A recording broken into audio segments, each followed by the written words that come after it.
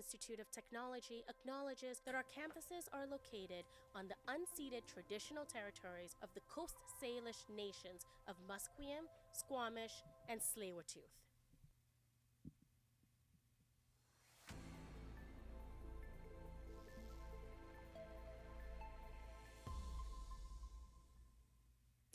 Good morning. Welcome to BCIT's The Crow. I'm Graciela Cruz-Flores, and these are your news headlines at 10. September is globally recognized as Suicide Prevention Month.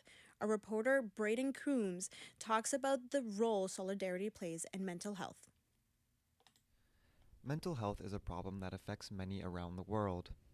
It's a widespread issue, yet there are still countless people who are unwilling to reach out and get the help they need. Emily Wankling, a recreational therapist for Vancouver Community Mental Health Services, believes solitude is a contributing factor, and living in Vancouver certainly does not help. I'm not from Vancouver originally, and I actually find Vancouver to be one of the harder cities I've lived in to find people and find community and find friends. Wankling believes simply engaging with your community is a great first step in supporting your own mental health. Braden Coombs, BCIT News. BC has attempted to increase funding for mental health services, but there is still a deficient distribution across the country. Our reporter Selena Teixeira explains why. BC has been given $500 million to allocate and increase mental health initiatives.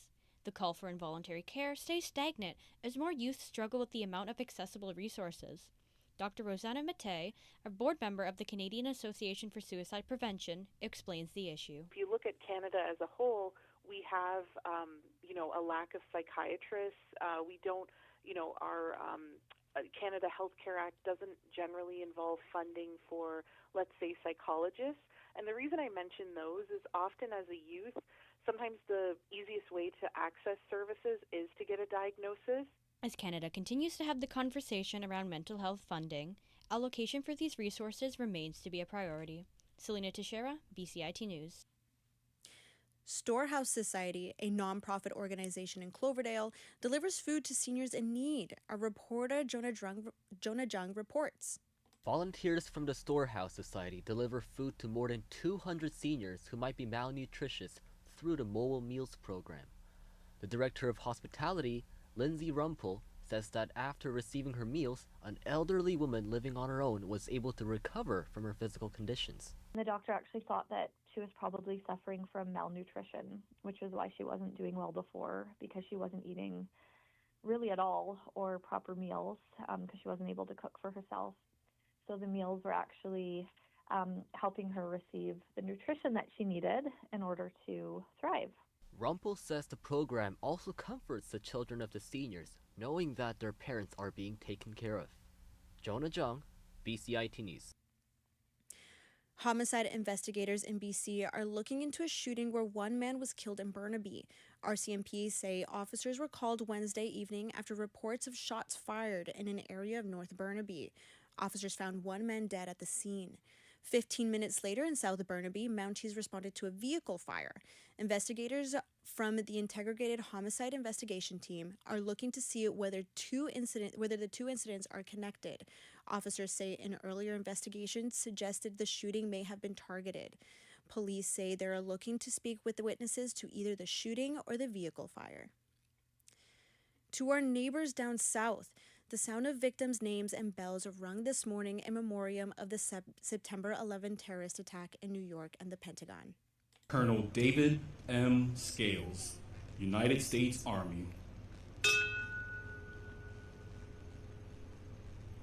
Commander Robert A. Schlegel, United States Navy. Janice M. Scott.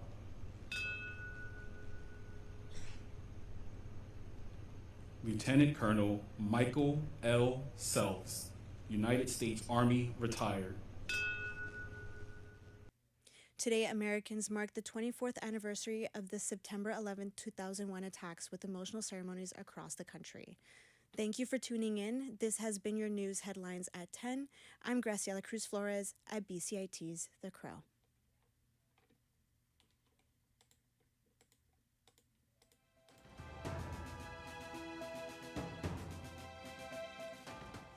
Stay tuned for more on BCIT's 1680 The Crow.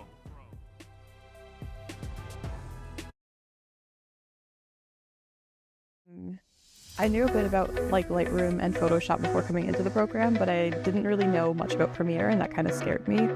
And so BCIT's really helped to kind of grow my skills in video editing, which is something I didn't really think I could do before and actually really enjoy now. It also taught me how to use the big cameras, so I can use more than just a DSLR now, which is very helpful as well.